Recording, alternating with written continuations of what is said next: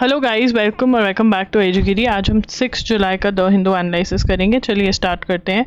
निहाल मोदी को accused in PNB case held in US. तो निहाल मोदी, नेहा से निहाल याद हो सकता है, तो यहाँ पर Nehal Modi who is a co accused in PNB case. Now this is important. Nehal Modi co accused है पीएनबी के केस में, हेल्ड इन यूएसए, यूएसए में पकड़ा गया। ठीक है ना, तो इम्पॉर्टेंट है।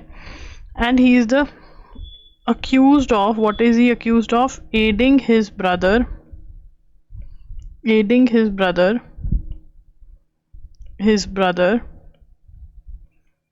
and economic offender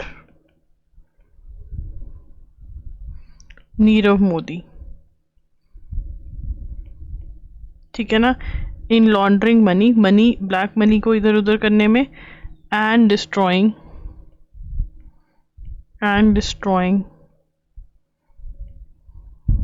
evidence. The arrest was based on extradition request from the ED and CBI. तो यहाँ पर अरेस्ट बेस्ड ऑन एक्स्ट्राडिशन का मतलब होता है कि अगर किसी कंट्री में कोई ऑफेंस करके दूसरी कंट्री में भाग गया है तो उसको वापस मंगवा रहे कि ले आओ इसको।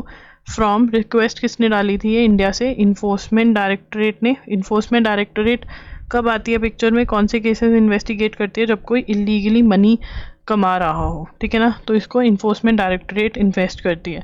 और सेंट्रल ब्यूरो ऑफ इन्वेस्टिगेशन, दोनों ने, ED plus central bureau of investigation CBI ने और ईडी ने इसकी रिक्वेस्ट डाली थी कि इसको हमारे पास भेजा जाए इंडिया में।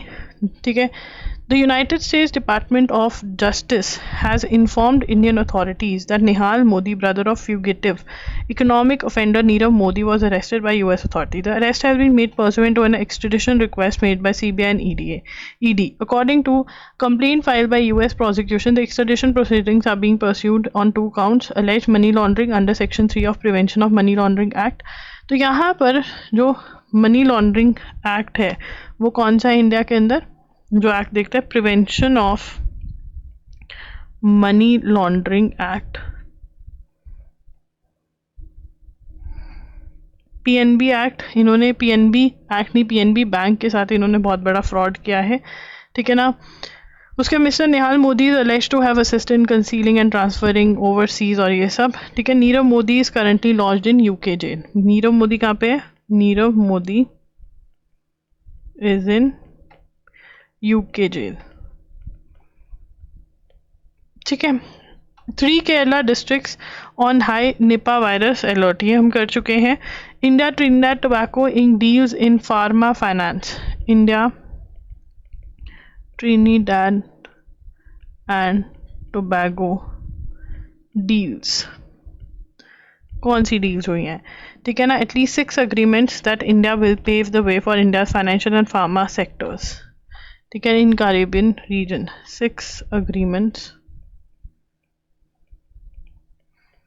pave the way for India's financial and pharma sectors to emerge as major players in the Caribbean region. Caribbean region के अंदर मेजर प्लेयर्स बन जाएंगे। किसके अंदर? फार्मास्यूटिकल्स में और फाइनेंशियल सेक्टर्स के अंदर 6 अग्रीमेंट्स जो इंडिया ने साइन किए हैं। ठीक है। As part of understanding reach during prime minister Narendra Modi today visit, Trinidad and Tobago also has announce that it will join India's global initiatives in coalition. तो यहाँ पर ट्रिनिडाद, तो TNT लिखते हैं इनको। ठीक है ना। TNT announced that it will join India's global initiatives। और वो कौन सा ग्लोबल इनिशिएटिव है जो ज्वाइन करेंगे? अब हमें पता चल गया कि इंडिया का ग्लोबल इनिशिएटिव भी है कोई, और वो क्या है? Coalition of disaster resilient Infrastructure CDRI and Global Biofuel Alliance, that is GBA. ठीक है, उसके बाद the two sides also signed an agreement in Indian grant assistance for implementation of quick Indian projects. ठीक है, Mr. Modi also declared that India will give 2000 laptops to students in TNT. ठीक है, who is the PM of TNT कौन है? कमला प्रसाद बीसेसर. ठीक है ना, तो कमला प्रसाद तो इजी याद करना. बिस ईजर के वो भी आते हैं, ईजर का ट्रक्स या फिर पेट्रोल पंप्स होते हैं इनके, है ना, तो उससे याद हो सकता है. Mister Modi also gifted first batch of $1 million in agro machinery to national agriculture marketing and clear support for cultivation seaweed fertilisation. ये सब हुआ, तो ये जो इंपॉर्टेंट था वो हमने लिख लिया है. Trump signs 12 trade letters to be sent out this week. तो डेडलाइन जो है वो एक्सटेंड हो गई है अब. ठीक है ना, टैरिफ की डेडलाइन 1 अगस्त तक एक्सटेंड हो गई, ये हमने पढ़ लिया है ऑलरेडी. उसके बाद राज उद्धव हिंट ऑफ कंटेस्टिंग. तो उद्धव ठाकरे और राज ठाकरे ये दोनों इकट्ठे इलेक्शंस लड़ सकते हैं, तो देखते क्या होता है. अभी इसमें से क्वेश्चन नहीं आएगा.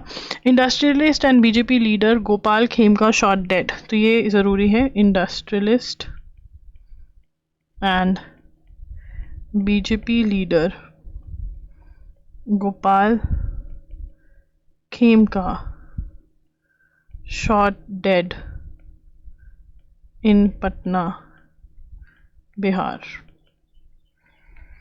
ठीक है, उसके बाद Kerala to launch its first, this is very very important, Kerala to launch its first पहला स्किन बैंक. कहाँ पर? इन तिरुवनंतपुरम.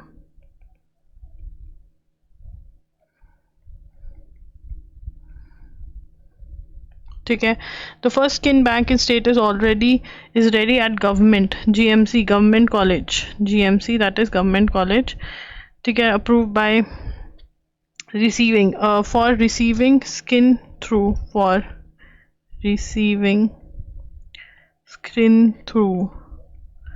Skin donation. ठीक है ना, जो बर्न विक्टिम्स होते हैं उनके लिए बहुत हेल्पफुल रहता है ये.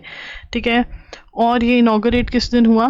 World plastic surgery day. और वर्ल्ड प्लास्टिक सर्जरी डे कब होता है? 15 जुलाई को ये दिन मनाया जाता है. ठीक है, okay, very very important. First skin bank कहाँ पर आया है? तिरुवनंतपुरम में केरला लेकर आया है. स्किन डोनेशन होगा इसमें. वर्ल्ड प्लास्टिक सर्जरी डे कब होता है? वर्ल्ड प्लास्टिक सर्जरी डे 15 जुलाई को होता है. उसके बाद Kerala to launch serological survey. Serological की क्यों हो रहा है निपा वायरस, ठीक है, कैसे कहाँ से फैल रहा है. केरला टू लॉन्च कौन सा सर्वे?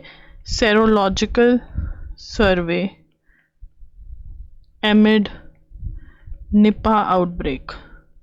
तो निपा कैसे फैलता है? बैट्स के थ्रू फैलता है. ठीक है ना, आगे चलेंगे. CAQM response to government request awaited, no end of life vehicles impounded in Delhi. तो अब यहाँ पर क्या हुआ है कि ओवर एज व्हीकल्स जो थे उनको अभी नहीं पकड़ा जा रहा है. ठीक है ना, अभी सुप्रीम कोर्ट जाएंगे ये लोग. कुछ और दिक्कतें आ रही है कि किनको पकड़ना है किनको नहीं, पुराने व्हीकल जो पॉल्यूशन करते हैं. तो देखते हैं अब क्या होता है. No link between COVID-19 exposure और वैक्सीनेशन एंड कार्डियोवैस्कुलर इवेंट्स. वो कह रहे हैं कि कोई वो नहीं है कि जो हार्ट अटैक्स आ रहे हैं पेशेंट्स को और जो कोविड की वैक्सीन है उसमें कोई लिंक नहीं है. ठीक है जी. Trump says Iran has not agreed to inspections or give up enrichment. US President Donald Trump said that Iran has not agreed to, कि वो न्यूक्लियर प्रोग्राम गिव अप करने के लिए अभी तैयार नहीं हुए हैं अपना. ठीक है जी. उसके बाद the trust of Dalai Lama. ना दलाई लामा जो हैं वो कह रहे हैं मेरे बाद क्या. ठीक है ना, तो यहाँ पर ट्रस्ट ऑफ दलाई लामा के बारे में बात करेंगे और बहुत ही बेहतरीन नोट्स बनाएंगे क्योंकि नोट्स ज़रूरी हैं. तो यहाँ पर जो अभी दलाई लामा है वो कौन है? वो 14th दलाई लामा है. ठीक है, और कहाँ पे रहते हैं? धर्मशाला, ठंडी ठंडी में धर्मशाला में रहते हैं। बहुत ही बढ़िया, बहुत अच्छी जगह चुनी है। ठीक है ना। Asserting for the first time that the line will continue after him. ठीक है ना, तो इसमें क्या कहा है?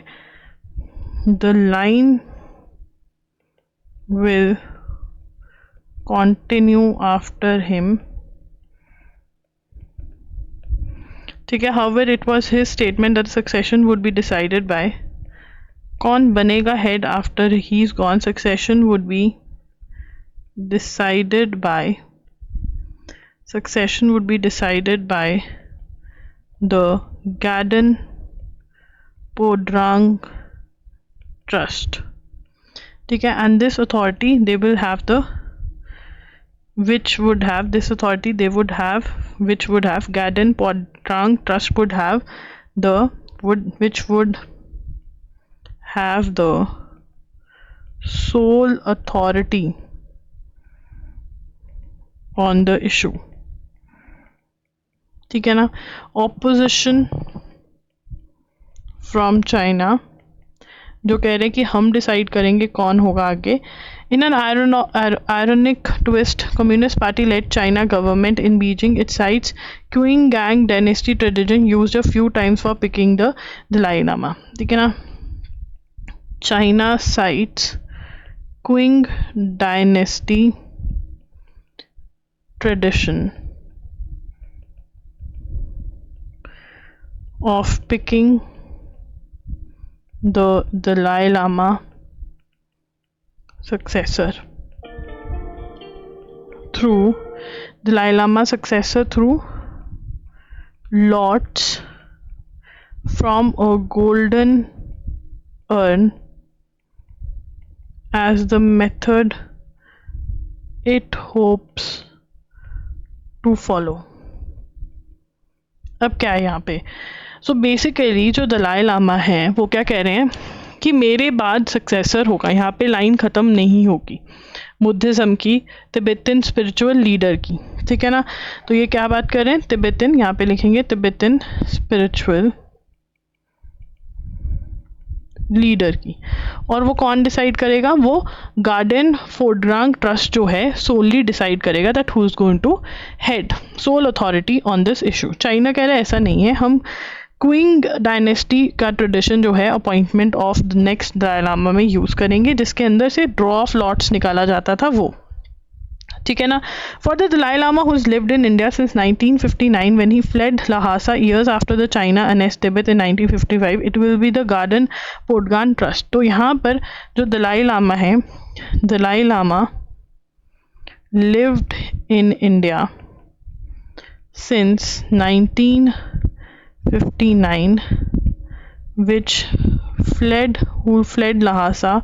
तो Dalai Lama lived in India since 1959, 1960 minus 1, 1959. ठीक है ना। fled from Lhasa after Chinese annexed Tibet in 1951. ठीक है ना। तो यहाँ पर ये जो ट्रस्ट जो डिसाइड करेगा कि भाई क्या कौन होगा, ये कब ये इस्टेब्लिश हुआ 2011 में। This is also important. Which he heads along with an alternate chairperson. ठीक है ना। तो यहाँ पे लिखेंगे headed by Dalai Lama and an alternate chairperson. ठीक है। उसके बाद आगे बढ़ेंगे। chairman who is also one of the most respected lamas in the community, Samdhog Rinpoche. ठीक है ना। and who is very very respectable, और वो कौन है? समधोग रिम्पोचे। तो ये जो है trust and that will take the call. Well, the trust was set up and registered in धर्मशाला। अब ट्रस्ट के बारे में बात हो रही है हमारी। ठीक है, we are talking about the trust। तो ये हम 8th पॉइंट बना लेते हैं। Trust was set up and registered in Dharamshala In the previous decade, the institution of garden back hundreds of years and refers to the office of Dalai Lama as a continuous institution from the time of fifth Dalai Lama. Garden Podrang was the name of Tibetan government established by fifth Dalai Lama. तो यहाँ पे लिखेंगे Garden Podrang was the name of Tibetan government established by fifth Dalai Lama. तो वहाँ से ये trust का नाम इन्होंने लिया है. ठीक है, फिफ्थ कौन थे? नवांग लोब्सांग ग्यात्सो और द ग्रेट फिफ्थ. ठीक है ना. It was coined from the name of the historical estate of Dalai Lamas at, लिखेंगे it was coined from the name of historical estate of Dalai Lama at Dripung Monastery. ठीक है. In 2011 the 14th Dalai Lama, ठीक है, in 2011 14th Dalai Lama set up the trust. ये तो हम कर चुके हैं. द ट्रस्ट, अब जो ट्रस्ट सेटअप किया है उसके अंदर क्या है? ठीक है, उसके अंदर बड़ी ज़रूरी चीज़ है. जो ट्रस्ट सेटअप किया है, as he decided to separate the spiritual and political powers of his post. Reason क्या था? As he decided to separate spiritual and, मतलब religious, spiritual and political powers. क्योंकि भाग कर आए हैं तिब्बत को बचाने के लिए, तिब्बत का हेड यहाँ पर बैठा है. ठीक है ना. तो यहाँ पर पॉलिटिकल पावर्स भी हैं इनके पास और स्पिरिचुअल भी हैं. ठीक है, तो उनको अलग करने के लिए ट्रस्ट बनाया. I have now voluntary brought this unified power to an end, proud and satisfied that we can pursue the kind of democratic system of government flourishing elsewhere in the world. Handing over the responsibility for the welfare and governance of the Tibetan community, लिखेंगे handing over the responsibility of the welfare and governance of the Tibetan community worldwide to Sikyong Central Tibetan Administration. तो कौन देखेगा? Sikyong central Tibetan administration जो है देखेगा कि भैया कैसे क्या होने वाला है. ठीक है. And the Tibetan parliament in exile that are elected, and Tibetan Parliament in exile that is elected every 5 years. ठीक है. Within his own office, the office of His Holiness the Dalai Lama has set up the Garden Podrang Trust to ensure the continuity of spiritual and traditional issues. ठीक है. तो ये 14th point बनेगा. Within his own issue, मतलब जो political issues है वो कौन सा ट्रस्ट देख रहा है या कौन सा एडमिनिस्ट्रेशन देख रहा है? ये और ये. ठीक है ना. सिक्योंग सेंट्रल तिब्बतन एडमिनिस्ट्रेशन और तिब्बतन पार्लियामेंट इन एग्जाइल देख रही है. ठीक है ना. और जो स्पिरिचुअल इश्यूज हैं वो कौन देख रहे हैं? Within his own office.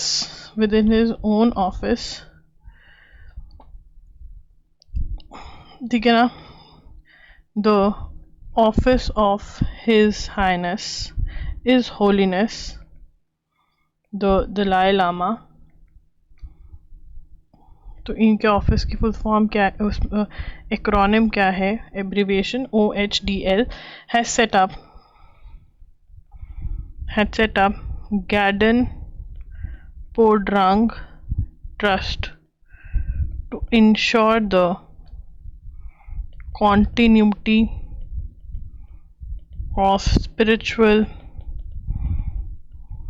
and traditional issues,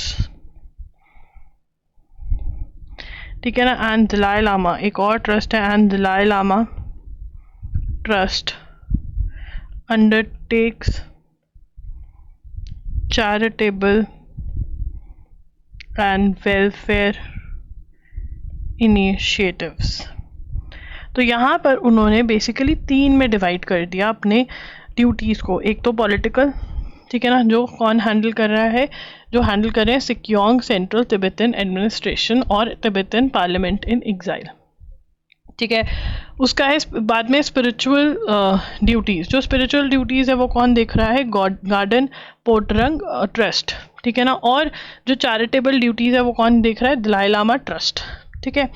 उसके बाद another branch the Gaden Phodrang foundation was set up as a non profit tax exempt institution registered in the canton of Zurich and under the supervision of the Swiss federal department of home affairs to promote non violence and increase synergies between religion and science, ठीक है। तो ये भी important है। Another branch Gaden Phodrang Foundation was set up as a non-profit tax-exempt institution registered in the canton of Zurich and under the supervision of the Swiss Federal Department of Home Affairs। और इसका काम क्या है, to promote non-violence and increase synergy between religion and science। तो religion और science के बीच में mail जोड़ बढ़ाने के लिए ये है। तो ये अब बहुत ज़्यादा इम्पॉर्टेंट है, डिटेल में कर रहे हैं हम। There should be no confusion, the Gaden Phodrang trust that his holiness referred is an entity in India and said, ठीक है ना। तो ये एंटिटी इन इंडिया है, ठीक है। According to Dalai Lama's 2011 statement which has now reaffirmed, officers of Gaden trust would be bear the responsibility to recognise the 15th Dalai Lama. ये जो है चुनेंगे 15th Dalai Lama. By a process he would leave in instructions about. तो यहाँ पर, ठीक है, अब हमें एक और पेज लेना पड़ेगा, इतने लंबे नोट्स बनाने पड़ रहे हैं, ठीक है। तो Gaden Phodrang trust would bear the responsibility to recognize the 15th Dalai Lama, ठीक है। 15th दलाई लामा ये चुनेंगे बाय अ प्रोसेस। कैसे चुनेंगे, by a process he would leave written instructions about, ठीक है जी। उसके बाद this would include consulting various heads of Tibetan Buddhist tradition, seeking advice from them on the procedures required to search for the next Dalai Lama, believed to be reborn or reincarnated from the present one. In his latest book, Voice for the Voiceless, he has also said that given the role the next Dalai Lama must fill, it is necessary that his successor be born in the free world, ठीक है। अब यहाँ पर उन्होंने एक book भी लिखी है जिसका नाम है Voice for the Voiceless, book written by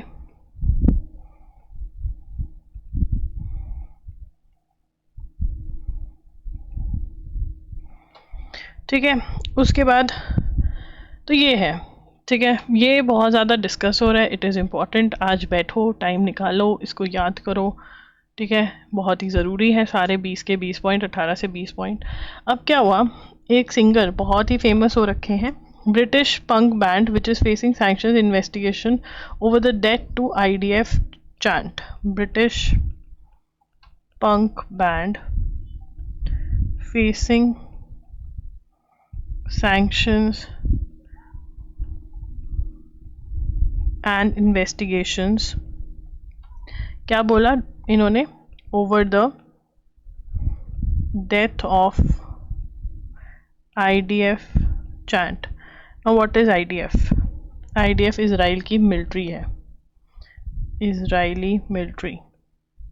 क्यों आप बोल रहे हैं कि भैया जो तुमने गाज़ा में किया वो गलत है, ठीक है ना? At the Glastonbury music festival, कहाँ पर? At Glastonbury music festival in UK. BBC भी इन्वॉल्व था इसके अंदर।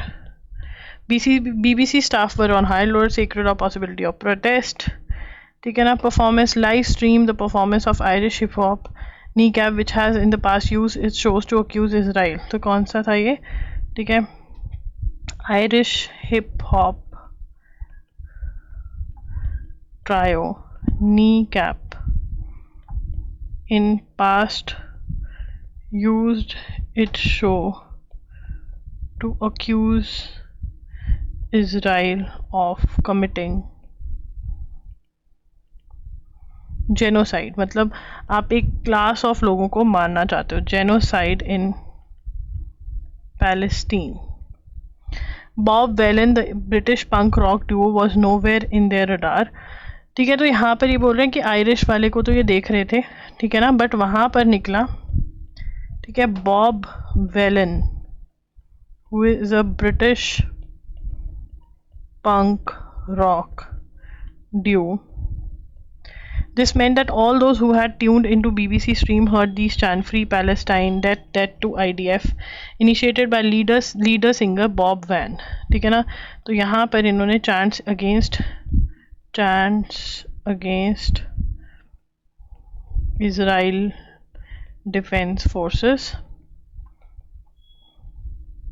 ठीक है, started by lead singer Pascal Robinson Foster, ठीक है ना। क्राउड जो था वो पैलेस्टीन फ्लैग्स वेव कर रहा था। बीबीसी ने अपॉलॉजी इशू करी है, बीबीसी का शो था, स्पॉन्सर या कुछ था, तो ये हुआ है, ठीक है। अगेन वेरी इंपॉर्टेंट, इसका नाम बहुत ज़रूरी है। इससे पहले जो फेमस था कि हाँ करता था, बट ये भी कर गया इस बारी, तो ये ज़रूरी है। कौन सा फेस्टिवल था ये भी ज़रूरी है, ठीक है। अ 4-member committee is investigating the cause of explosion, ठीक है। तो ये जो है हैदराबाद एक्सप्लोजन, हैदराबाद एक्सप्लोजन, ठीक है ना, Hyderabad explosion. 4-member committee investigating the cause of explosion. क्या इन्वेस्टिगेट कर रहे थे? वजह ऑफ एक्सप्लोजन। और कमिटी हेड कौन कर रहा है? Committee led by B Venkateshwar Rao, ठीक है ना। ये कौन सी इंडस्ट्रीज़ के बारे में बात कर रहे हैं? सिगाची इंडस्ट्रीज़। और ये क्या बनाते थे इसके बारे में हमने पहले भी बात करा है, माइक्रो क्रिस्टलीन सेलुलोज। क्या बनाते थे? Micro crystalline cellulose, micro crystalline cellulose. What are the pros and con of ELI scheme? तो ELI स्कीम के बारे में हमने पहले भी बात करी है, बट अब ये बहुत ही डिटेल में शानदार तरीके से हमको समझा रहे, तो हम भी शानदार नोट्स बना लेते हैं, ठीक है ना। ELI is employment linked incentive scheme, ठीक है ना। अब इसमें क्या होगा? इसमें एन आउटले ऑफ, कितना आउटले है? N outlay of ₹99,446 crore. Scheme क्या प्रॉमिस करती है? Scheme made promise in 2024-25 budget is aimed at creating employment. क्या ELI स्कीम की फुल फॉर्म है क्या? ELI स्कीम की जो फुल फॉर्म है वो है एम्प्लॉयमेंट लिंक्ड इंसेंटिव।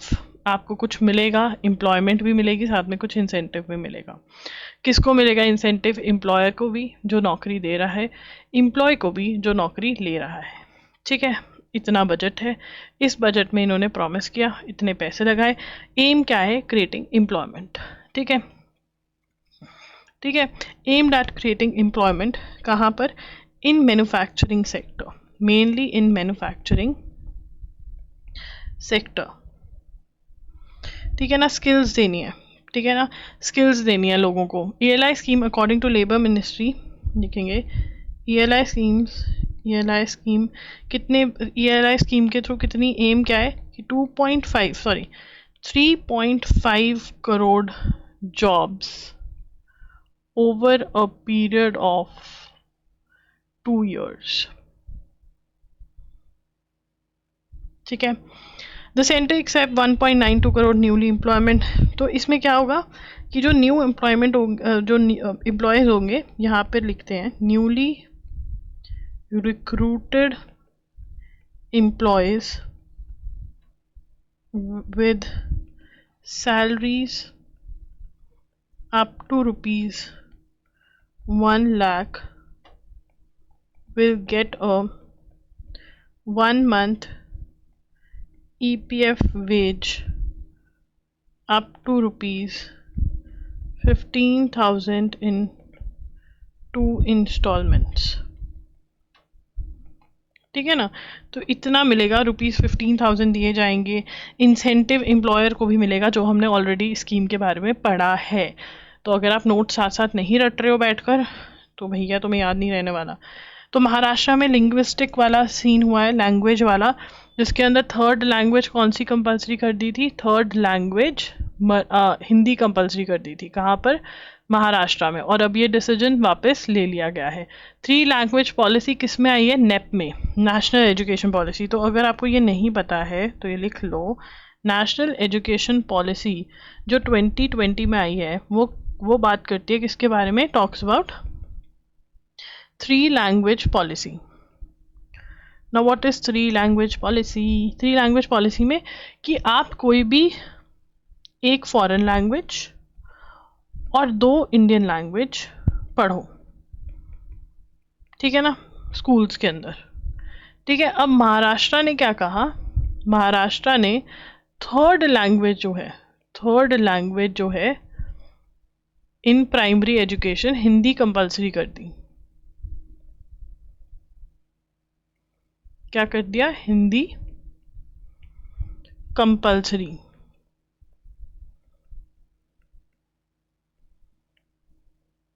ठीक है, और फिर बहुत ज़्यादा वो हुआ, देन दे सस्पेंड, बहुत ज़्यादा ये हुआ कि नहीं ये गलत है, विड्रू द ऑर्डर विड्रू कर लिया गया। और अब कमिटी बना दी गई। ठीक है ना, कमिटी अंडर, ये बहुत इंपॉर्टेंट है, जिसके अंदर बनी है under economist doctor Narendra Jadhav. किस चीज़ के लिए? To study the 3 language policy. तो मतलब महाराष्ट्र ने जो थर्ड लैंग्वेज हिंदी कंपलसरी करी थी, वो डिसीजन वापस ले लिया है, और ये कमेटी बिठा दी है, ये डिसाइड करेगी कि 3 लैंग्वेज पॉलिसी का क्या कैसे करना है। ठीक है जी। उसके बाद JCPO के बारे में I wanted to talk about this, very very important, but हम इसके बारे में बात कर चुके हैं। बट JCPO के अंदर JCPOA, ठीक है ना, ये इंपॉर्टेंट है। Limited its enrichment rights to 3.67% and capped stockpiling of enriched uranium at 300 kg। JCPO क्या है? What is JCPOA? JCPOA is Joint Comprehensive plan of action, जिसके अंदर ईरान ने अग्री किया था यूएसए से 2015 में कि ठीक है हम न्यूक्लियर पे काम नहीं करेंगे, बट 2018 के अंदर यूएसए विड्रू। ठीक है, this is very very important. ठीक है ना। अब यहाँ पर mister Grossi dwelled on his aspect often in his public pronouncement, yet it is not illegal under NPT for a signatory country to hold uranium enriched to 60%. तो uranium enrich to, Iran के पास क्या है, uranium enriched to 60%। ठीक है ना, and very close की वो क्या बन सकता है, न्यूक्लियर। तभी ये अटैक्स हुए हैं और ये सारा हमें पता होना चाहिए। ठीक है जी, ओके।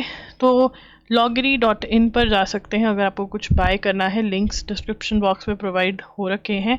एंड या NLSAT के आंसर राइटिंग कोर्स, NLSAT और AIAT एवरीथिंग पे ऑफर्स चल रही हैं, वो ऑफर्स का लिंक भी मैं प्रोवाइड कर दूंगी। कमेंट्स में पूछ लेना अगर किसी को चाहिए हो, बहुत मोटा डिस्काउंट आपको मिल रहा है, सो डू इन्वेस्ट।